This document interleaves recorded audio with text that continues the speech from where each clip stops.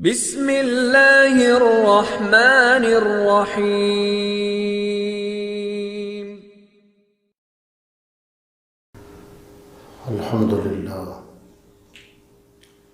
الحمدللہ وحدہ والصلاة والسلام علی من لا نبی بعدہ وعلی آلہ واصحابہ دائما ابدا، اما بعد فاعوذ باللہ من الشیطان الرجیم، بسم اللہ الرحمن الرحیم۔ ان اللہ وملائکتہ یصلون علی النبی یا ایہا الذین آمنوا صلوا علیہ وسلموا تسلیما۔ اللہم صل علی سیدنا محمد النبی الأمی وعلی آلہ وصحبہ وسلم تسلیما۔ اللہم صل علی سیدنا محمد وعلی آل محمد فی الاولین والآخرین وفی الملأ الأعلی الی یوم الدین۔ اللہم صل علی سیدنا محمد معدن الجود والکرم وعلی آلہ وبارک وسلم۔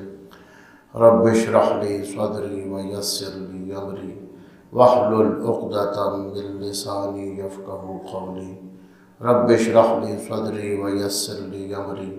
واحلل عقدۃ من لسانی یفقہوا قولی۔ رب اشرح لی صدری ویسر لی امری واحلل عقدۃ من لسانی یفقہوا قولی۔ اللہم صلی علی سیدنا محمد النبی الأمی وعلی آلہ وسلم تسلیما۔ سورہ بقرہ کی آیہ مبارکہ 173 میں یہ بیان کیا گیا تھا کہ ایسے فقراء تنگ دست لوگ جنہوں نے اپنے آپ کو اللہ کی راہ میں وقف کیا ہوا ہے اور وہ زمین میں سفر کرنے کی پوزیشن میں نہیں ہیں اور عام لوگ ان کے ان حالات سے باخبر نہیں ہیں، ان لوگوں پر صدقات و خیرات کو خرچ کیا جائے۔ اور یہ عرض کیا تھا کہ اس سے مراد ایک تو اصحاب صفہ ہے جنہوں نے اپنے آپ کو ذکر و فکر کا پابند کر لیا اور دین سیکھنے کے لیے وہ وقف ہو گئے۔ وہ مسجد نبوی شریف ہی میں رہتے تھے، وہیں ان کے کھانے پینے کا انتظام تھا، تو فرمایا گیا کہ ان پر خرچ کرو۔ دوسرا مفہوم اس کا یہ ہے کہ مہاجرین میں سے وہ لوگ جو فقراء ہیں اور وہ کوئی کمائی کوئی کاروبار نہیں کر پا رہے، ان کی مدد صدقات و خیرات میں سے کی جائے۔ اور حضرت قتادہ کا اس آیہ کی تفسیر میں قول یہ ہے کہ للفقراء الذین احصروا فی سبیل اللہ، یہ کون لوگ ہیں جو اللہ کی راہ میں روک دیے گئے اور وہ اب کاروبار نہیں کر پا رہے۔ فرمایا وہ لوگ جنہوں نے اپنے آپ کو جہاد کے لیے وقف کر لیا تھا اور وہ کسب معاش پر ان کو قدرت نہیں تھی، انہوں نے اپنے آپ کو اتنا وقف کر دیا کہ وہ جہاد ہی میں مصروف رہتے تھے، تو اہل ایمان کی یہ ذمہ داری ان پر عائد کر دی گئی کہ ان کے گھروں کا ان کے اخراجات کا خیال رکھیں۔ آگے فرمایا الذین یاکلون الربا، وہ لوگ جو سود کھاتے ہیں، لا یقومون الا کما یقوم الذین یتخبطہ الشیطان من المس، وہ اس طرح کھڑے ہوں گے جیسے ایسا شخص کھڑا ہوتا ہے جس کو کسی جن نے چھو کر بدحواس کر دیا ہو۔ یہ جمہور مفسرین کے نزدیک سود خوروں کی میدان محشر میں حالت کو بیان کیا گیا کہ وہ ایسے وہاں پر کھڑے ہو رہے ہوں گے جیسے کسی بندے کو کسی جن نے چھو لیا اور وہ ہوش و حواس میں نہیں رہا، یا تخبط ہو، مخبوط الحواس ہو گیا۔ جمہور مفسرین کے نزدیک اس کی یہی تفسیر ہے کہ قیامت کی ہولناکی میں سود خور الگ اپنی حالت سے پہچانے جائیں گے، وہ لڑ کھڑا رہے ہوں گے۔ اس آیہ مبارکہ کی تفسیر میں مفسرین نے ایک بحث چھیڑی ہے کہ کیا جنات اور اس طرح کی شریر مخلوق وہ انسان کے اعضاء کو اپنے قابو میں لے کر اس پہ تصرف کر سکتی ہے یا نہیں۔ حضرت سیدنا محمود آلوسی رأس المفسرین، سید المفسرین اپنے زمانے کے، اور بڑے شاندار تفسیر آپ کی روح المعانی 30 جلدوں کی تفسیر ہے، اس میں آپ نے تقریباً اپنے سے پہلے بڑے بڑے مفسرین کی تحقیقات کا خلاصہ اس آیہ مبارکہ کے تحت یہ بیان کیا ہے کہ بعض اوقات کسی جسم کے اندر ایک بدبودار روح داخل ہو جاتی ہے اور اس جسم کے ساتھ وہ اپنے تعلق کو قائم کر لیتی ہے، جس کی وجہ سے وہ بندہ کہ روح خبیثہ جس کے جسم میں داخل ہو وہ ہوش و حواس کھو بیٹھتا ہے، کبھی کبھی ایسی حرکات کرتا ہے جس طرح بالکل پاگل ہوتے ہیں، لیکن ہر وقت اس کے ساتھ ایسا نہیں ہوتا، اور کبھی کبھی یہ بخارات بن کر وہ روح دماغ کو جکڑ لیتی ہے اور وہ ارواح خبیثہ انسانی اجسام پر تصرف کرتی ہے۔ اور حضرت آلوسی لکھتے ہیں کہ ان چیزوں کا انکار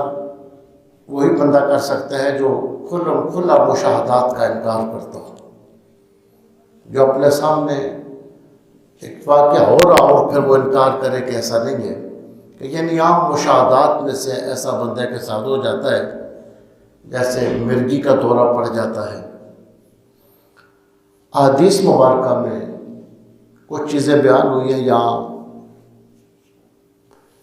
صحیح بخاری، مسلم اور ابن ابی شیبہ اور مسند امام احمد بن حنبل کی 2-3 احادیث مبارکہ آپ کے سامنے رکھتے ہیں۔ حضرت جابر رضی اللہ تعالیٰ عنہ وہ فرماتے ہیں کہ رسول اللہ صلی اللہ علیہ وسلم نے فرمایا جب رات کا اندھیرا چھانے لگے، یعنی جب رات شروع ہو رہی ہو اور سورج غروب ہو جائے اور مغرب کا ٹائم داخل ہو جائے، اپنے بچوں کو اپنے گھروں میں روک لو، کیونکہ اس وقت شیطان منتشر ہو جاتے ہیں، پھیل جاتے ہیں، اور جب کچھ وقت گزر جائے یعنی اندھیرا چھا جائے تو پھر بچوں کو چھوڑ دو اور اپنے دروازوں کو بند کر لو، اللہ کے نام کا ذکر کرو اور اپنے چراغ بجھا دو۔ یہ صحیح بخاری، صحیح مسلم، مسند امام احمد بن حنبل کی حدیث ہے۔ یہ روایت ایک حضرت سیوطی لے کر آئے ہیں اس موقف کو ثابت کرنے کے لیے کہ ارواح خبیثہ یا شیاطین اور جنات یہ بندے کے ہوش و حواس پر قبضہ کر سکتے ہیں، اور اس پہ مضمون کی دیگر روایات بھی حدیث مبارکہ میں موجود ہیں۔ مسند امام احمد بن حنبل کی 2133 المصنف ابن ابی شیبہ میں یہ حدیث پاک موجود ہے، سنن دارمی میں ہے، دلائل النبوہ امام ابو نعیم اصفہانی میں ہے۔ اور آج کل جو سعودی عرب سے ان موضوعات پر چھوٹی چھوٹی کتابیں اور رسالے چھپ رہے ہیں، ان میں بھی یہ حدیث لکھی ہوتی ہے کہ حضور نبی پاک علیہ الصلوۃ والسلام کے جلیل القدر صحابی حضرت ابن عباس رضی اللہ تعالی عنہما فرماتے ہیں کہ ایک عورت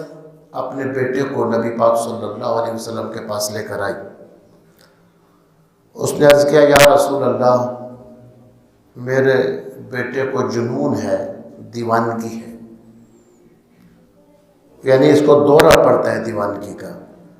اور ہمارے کھانے کے وقت اس پر جنون طاری ہوتا ہے۔ یہ اس پر دورہ جو پڑتا ہے یہ کھانے کے وقت، تو کھانے کو خراب کر دیتا ہے، برتن ادھر ادھر پھینک دیتا ہے، کھانے میں کوئی چیز پھینک دیتا ہے۔ اس بچے کی یہ کیفیت تھی۔ تو رسول اللہ صلی اللہ علیہ وسلم نے اس بچے کے سینے پر اپنا ہاتھ مبارک پھیرا اور اس کے لیے دعا فرمائی۔ صحابہ کرام فرماتے ہیں کہ ہم نے دیکھا کہ آپ کے ہاتھ مبارک پھیرنے اور دعا فرمانے کے بعد اس بچے نے قے کی، اس کو الٹی ہوئی، تو کتے کے بچے جتنا کالا کتے کا بچہ، اس طرح کا کوئی جانور اس کے منہ سے نکل کر بھاگ گیا، اور وہ بچہ بالکل تندرست ہو گیا۔ یعنی نبی پاک علیہ الصلوۃ والسلام کے دستے مبارک پھیرنے سے اور آپ کے دعا فرمانے سے اس بچے کو قے ہوئی، اور جس طرح کتے کا بچہ ہوتا ہے اس طرح ایک چھوٹا سا بچہ سیاہ رنگ کا اس کے منہ سے نکل کر بھاگ گیا، اور وہ بچہ تندرست ہو گیا۔ یہ مسند امام احمد بن حنبل اور المصنف ابن ابی شیبہ کی حدیث ہے۔ اسی طرح حضرت یارہ بن مرہ یہ صحابی یہاں فرماتے ہیں کہ میں ایک دن نبی پاک علیہ الصلوۃ والسلام کے ساتھ سفر میں تھا، تو ہم ایک جگہ سے گزر رہے تھے، وہاں خاتون بیٹھی تھی۔ اس نے کہا، یا رسول اللہ صلی اللہ علیہ وسلم، میرے بچے پر ایک آفت آتی ہے۔ یہ حدیث بھی مسند امام احمد بن حنبل میں موجود ہے۔ وہ کہتی ہے کہ یا رسول اللہ صلی اللہ علیہ وسلم، میرے بچے کو ایک تکلیف ہوتی ہے، ایک آفت سی آتی ہے۔ آپ نے فرمایا اس بچے کو میرے پاس لے آؤ۔ وہ عورت بچہ اٹھا کر لائی، تو آپ نے اس بچے کو اپنے اور آپ کی سواری کا جو پالان تھا اس کے درمیان آپ نے اپنے پاس بٹھا لیا۔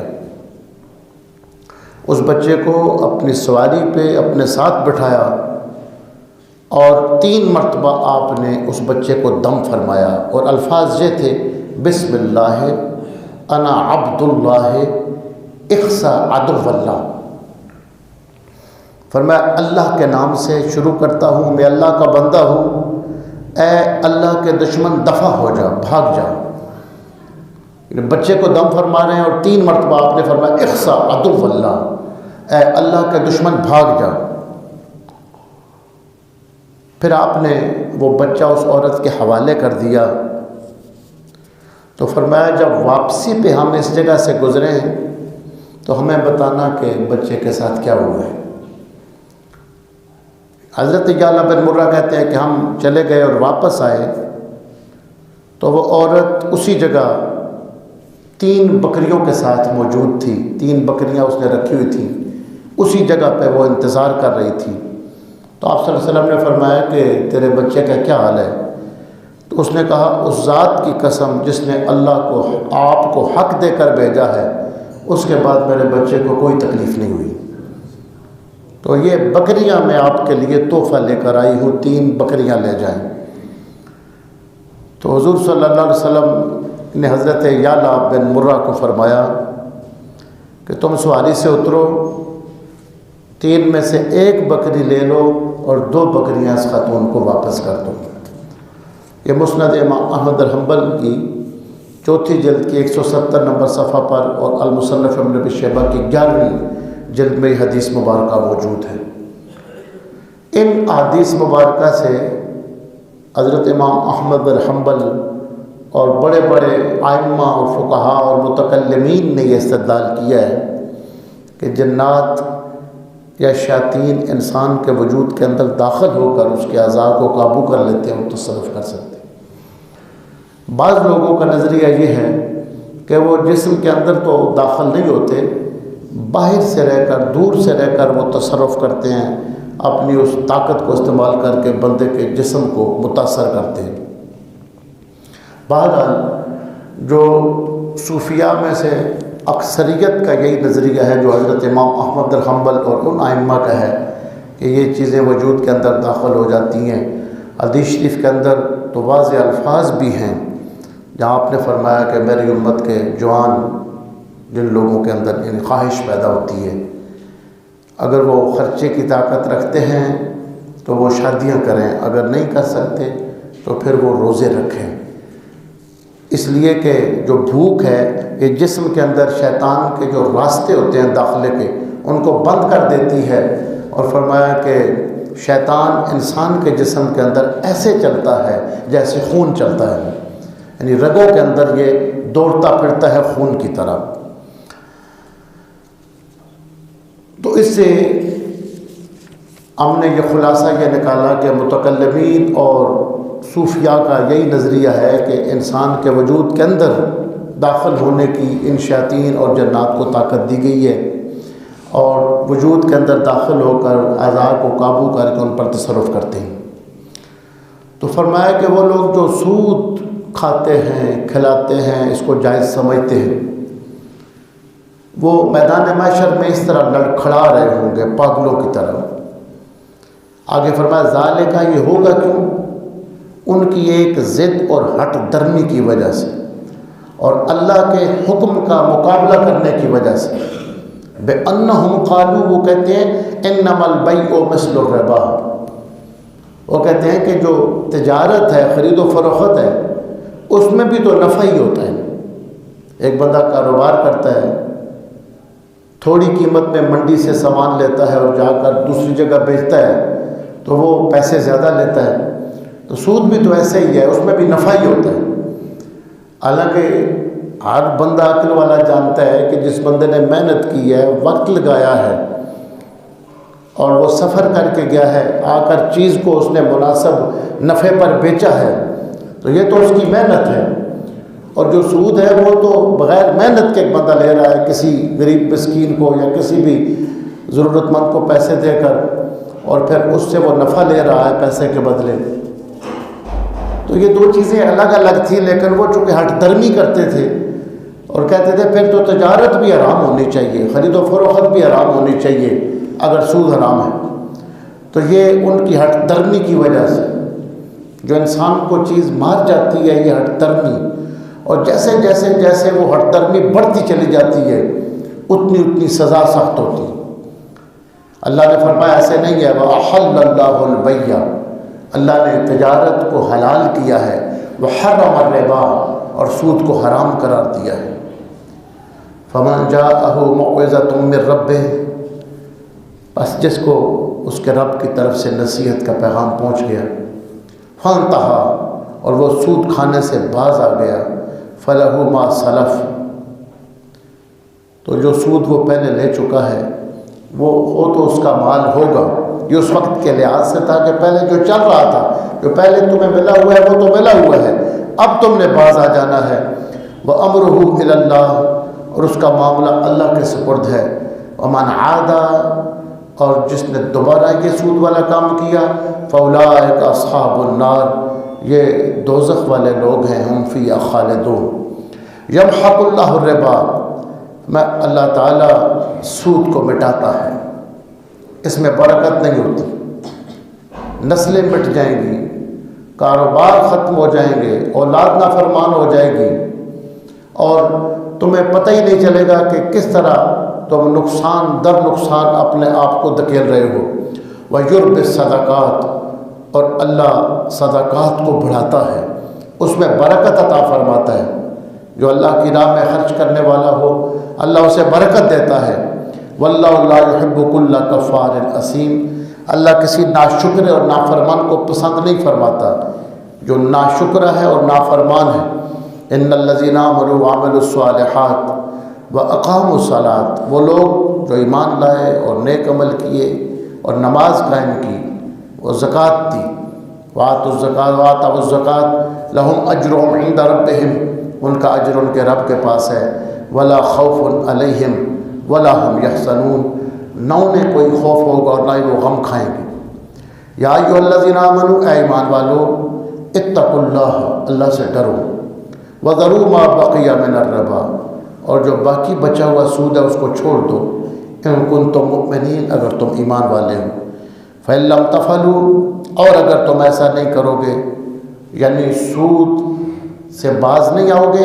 فأذنوا بحرب من اللہ ورسولہ، تو اللہ اور اس کے رسول کی طرف سے اعلان جنگ کو قبول کرو۔ پھر اللہ اور رسول کی طرف سے تمہارے لیے اعلان جنگ ہے۔ لا وَإِن تُبْتُمْ فَلَكُمْ رُؤُوسُ أَمْوَالِكُمْ، اور اگر ہم نے توبہ کر لی تم نے تو تمہارے لیے تمہارے اصل مال جائز ہوں گے، اور نہ تم ظلم کرو اور نہ تم پر ظلم کیا جائے گا۔ فَإِن كَانَ ذُو عُسْرَةٍ، اور اگر مقروض تنگ دست ہو، فَنَظِرَةٌ إِلَىٰ مَيْسَرَةٍ، تو اس کی خوشحالی کا وقت آنے تک اسے مہلت دینا ضروری ہے۔ وَأَن تَصَدَّقُوا خَيْرٌ لَكُمْ، اور اگر تم قرض کی رقم کو صدقہ کر دو یہ تمہارے لیے زیادہ بہتر ہے۔ ان کنتم تعلمون، اگر تم علم رکھتے ہو۔ وَاتَّقُوا يَوْمًا تُرْجَعُونَ فِيهِ إِلَى اللَّهِ، اور تم اس دن سے ڈرو جس دن تم اللہ کی طرف لوٹائے جاؤ گے۔ ثُمَّ تُوَفَّىٰ كُلُّ نَفْسٍ مَّا كَسَبَتْ، پھر ہر شخص کو اس کی کمائی کا پورا پورا بدلہ دیا جائے گا۔ وَهُمْ لَا يُظْلَمُونَ، اور ان پر ظلم نہیں کیا جائے گا۔ سود کی حرمت پر قرآن مجید کی متعدد آیات اور حضور نبی پاک علیہ الصلوۃ والسلام کی بے شمار احادیث مبارکہ موجود ہیں، جن میں سے ایک صحیح مسلم کی حدیث مبارکہ ہے۔ آپ صلی اللہ علیہ وسلم نے فرمایا، سود کھانے والے پر، سود کھلانے والے پر، سودی معاملہ کو لکھنے والے پر اور سودی معاملہ کے گواہ پر آپ نے لعنت فرمائی۔ اور المعجم الاوسط امام طبرانی کی، اس میں یہ حدیث پاک موجود ہے کہ حضرت ابو ہریرہ کہتے ہیں کہ رسول اللہ صلی اللہ علیہ وسلم نے فرمایا، سود کے 70 باب ہیں، اور اللہ کے نزدیک سب سے ہلکا باب یہ ہے کہ جیسے کوئی شخص اپنی ماں کے ساتھ بدکاری کرتا ہے،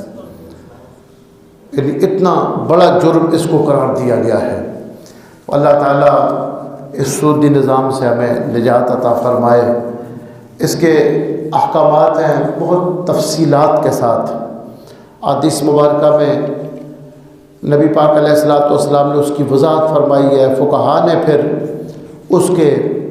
مسائل آگے بیان کیے ہیں۔ یا ایھا الذین آمنوا اتقوا اللہ، اے ایمان والو اللہ سے ڈرو، اور جو باقی ماندہ سود ہے اس کو چھوڑ دو۔ اس آیت مبارکہ کا شان نزول یہ تھا کہ حضرت عتاب ابن اسید رضی اللہ تعالیٰ عنہ، ان سے بنو ثقیف اور بنو مخزوم کے لوگوں نے جھگڑا کیا اور کہا کہ ہم اس شرط پر اسلام لائے تھے کہ ہم لوگوں پر جو سود ہے وہ اٹھا لیا جائے گا، اور جو لوگوں پر ہماری طرف سے سود ہے وہ ہمیں مل جائے گا، کہ ہم نے اگر کسی کا دینا ہے تو ہمیں معاف کر دیا جائے، اور کسی نے ہمیں جو دینا ہے وہ ہمیں ملنا چاہیے۔ تو اللہ تعالیٰ نے فرمایا کہ اے ایمان والو، جو باقی ماندہ سود ہے اس کو چھوڑ دو۔ حضرت عتاب ابن اسید نے حضور صلی اللہ علیہ وسلم سے خط کے ذریعے یہ معاملہ پوچھا، تو اس موقع پر یہ آیت نازل ہوئی، اور حضور علیہ الصلوۃ والسلام نے پھر ایک خط لکھا جس کا خلاصہ یہ تھا کہ بنی ثقیف کے لیے جائز نہیں ہے کہ جو ان کا سود لوگوں کے ذمہ ہے وہ ان سے لیں۔ فَإِن لَّمْ تَفْعَلُوا فَأْذَنُوا بِحَرْبٍ مِّنَ اللَّهِ وَرَسُولِهِ فرمایا اگر تم باز نہیں آتے اس سے تو پھر اللہ اور اس کے رسول کی طرف سے اعلان جنگ کو قبول کرو. یعنی جو سود ہے اس کو جو بندہ جائز سمجھتا ہے اور یہ کام کرتا ہے وہ اللہ اور رسول کے ساتھ اعلان جنگ کر رہا ہے. جس طرح ان لوگوں نے کیا جنہوں نے کہا کہ یہ تجارت کی طرح ہی ہے، اس میں کوئی حرمت نہیں ہے، اور اللہ فرما رہا ہے وَأَحَلَّ اللَّهُ الْبَيْعَ وَحَرَّمَ الرِّبَا، لیکن وہ اللہ تعالیٰ کی اس بات کو نہیں مان رہے. آگے فرمایا قرآن مجید میں ایک یہ معاملہ ہے جس کو اتنا بڑا جرم قرار دیا گیا کہ اللہ کے ساتھ جنگ کا اعلان ہے کہ فرمایا اللہ رسول کے ساتھ جنگ کے لیے تیاری کر لو اگر تم اس سے باز نہیں آتے. یعنی جو سود کو جائز سمجھنا یہ اللہ تعالیٰ کی طرف سے ان لوگوں کے ساتھ اعلان جنگ ہے، اور کون ہے جو اللہ کے ساتھ جنگ کر سکتا ہے. اور احادیث مبارکہ میں 3 احادیث ہیں بخاری شریف میں، اس میں بھی ایک عمل ہے جس کے بارے میں فرمایا گیا کہ جو یہ کرتا ہے اللہ کا اس کے ساتھ اعلان جنگ ہے. اور حدیث قدسی ہے 3 مقامات پر، اس میں جو تفصیل کے ساتھ کتاب الرقاق میں بخاری شریف میں من عادى لی ولیا فقد آذنته بالحرب. حدیث قدسی ہے کہ حضور فرماتے ہیں اللہ ارشاد فرماتا ہے جو بندہ میرے کسی دوست کے ساتھ دشمنی رکھے اللہ فرماتا ہے میری طرف سے اعلان جنگ ہے. اللہ تعالیٰ کے مقبولوں اور اللہ کے پیارے بندوں کے ساتھ دشمنی کرنا یہ اللہ کے ساتھ اعلان جنگ ہے. اور حدیث مبارکہ ہے مستدرک شریف کی حدیث ہیں، ایک صحابی مسجد نبوی میں پریشان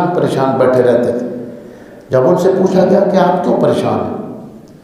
تو فرمایا کہ جب سے یہ حدیث سنی ہے کہ جو اللہ کے دوستوں کے ساتھ اور اللہ کے ولیوں اور مقبولوں کے ساتھ دشمنی کرتا ہے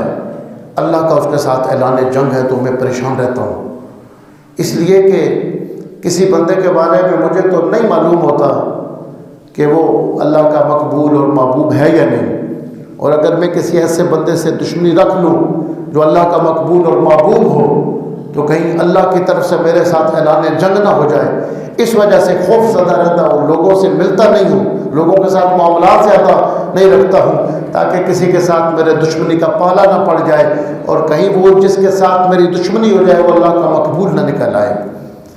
یہ مستدرک امام حاکم کے اندر اور دیگر کتب کے اندر بھی یہ حدیث مبارکہ موجود ہے. اور یہ حضرت ابو ایوب انصاری رضی اللہ تعالیٰ عنہ اور بعض نے لکھا ہے کہ حضرت ابی بن کعب رضی اللہ تعالیٰ عنہ ان کے حوالے سے ہے کہ وہ اس قدر خوف زدہ رہتے تھے یہ حدیث مبارکہ سننے کے بعد. وَإِنْ كَانَ ذُو عُسْرَةٍ فَنَاظِرَةٌ إِلَىٰ مَيْسَرَةٍ. فرمایا اگر مقروض تنگ دست ہے، جس نے تمہارا قرض دینا ہے وہ مقروض ہے اور تم نے قرض لینا ہے، تم قرض خواہ ہو، تو فرمایا قرض خواہ ایسا کرے کہ مقروض کو مہلت دے،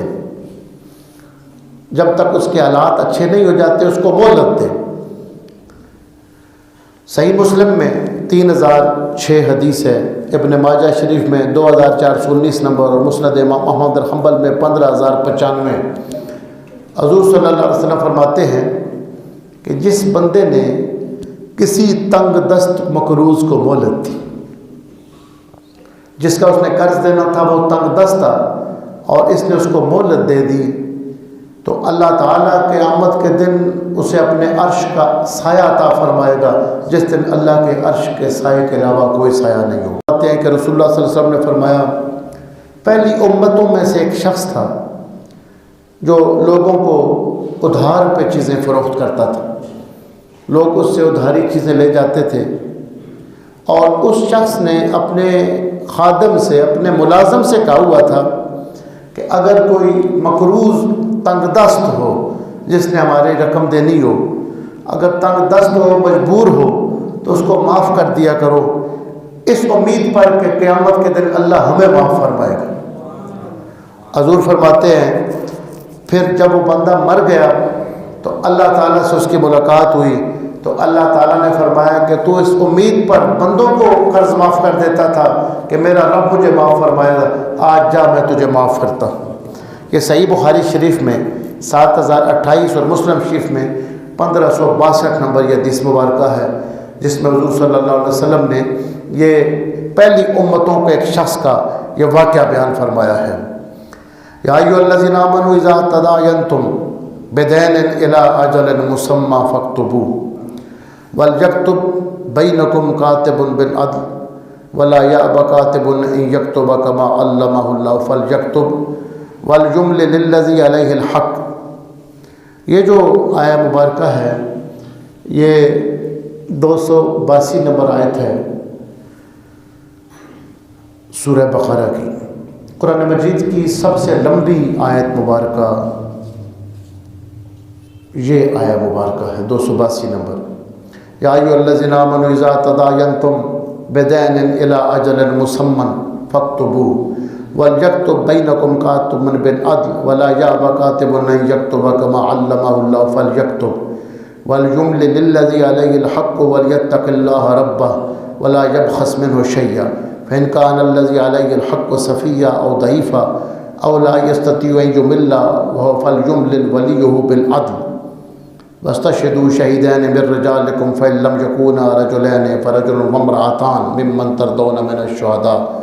أن تضل إحداهما فتذكر إحداهما الأخرى ولا يأبى الشهداء إذا ما دعوا ولا تسأموا أن تكتبوه صغيرا أو كبيرا إلى أجله ذلكم أقسط عند الله وأقوم للشهادة وأدنى ألا ترتابوا إلا أن تكون تجارة حاضرة تديرونها بينكم فليس عليكم جناح ألا تكتبوها وأشهدوا إذا تبايعتم ولا يضار كاتب ولا شهيد وإن تفعلوا فإنه فسوق بكم واتقوا الله ويعلمكم الله والله بكل شيء عليم۔ اتنی لمبی آیت مبارکہ ہے، اس کے اندر جو وثیقہ نویسی ہے اس کے احکامات بیان ہوئے ہیں۔ اس کی تفسیر کے اندر جو اس کی قرأت ہے یدعار، اس صیغے کی وجہ سے مسائل مختلف ہو جاتے ہیں، اور یہ فقہاء کے درمیان مفسرین کے درمیان ایک معرکۃ الآراء آیت ہے ولا یدعار کہ فعل معروف ہے یا فعل مجہول، اور اسی قرأت کی بنا پر اور اسی اعتبار کے بنا پر قرأت نہیں، یدعار ہی ہے معروف ہو یا مجہول، لیکن اس کے اعتبار جو ہے معروف ہو یا مجہول کا، اس کی وجہ سے احکام پر بھی اثرات مرتب ہوتے ہیں۔ اور آج کوشش تو تھی کہ اس درس کو مکمل کیا جائے، یہ جو 4 آیتیں باقی رہ گئی ہیں انشاءاللہ آئندہ جمعرات کو یہ درس مکمل ہو جائے گا سورہ بقرہ شریف کا۔ اللہ تعالیٰ ہمیں قرآن مجید کا فہم نصیب فرمائے۔ تفصیل کے ساتھ اس آیہ مبارکہ کے اندر جو لکھنے کے جو لین دین ہوتا ہے، اس کے جو معاملات بیان ہوئے ہیں ان کا انشاءاللہ درس ہوگا احکام القرآن کا۔ اللہ تعالیٰ ہمیں عمل کی توفیق عطا فرمائے۔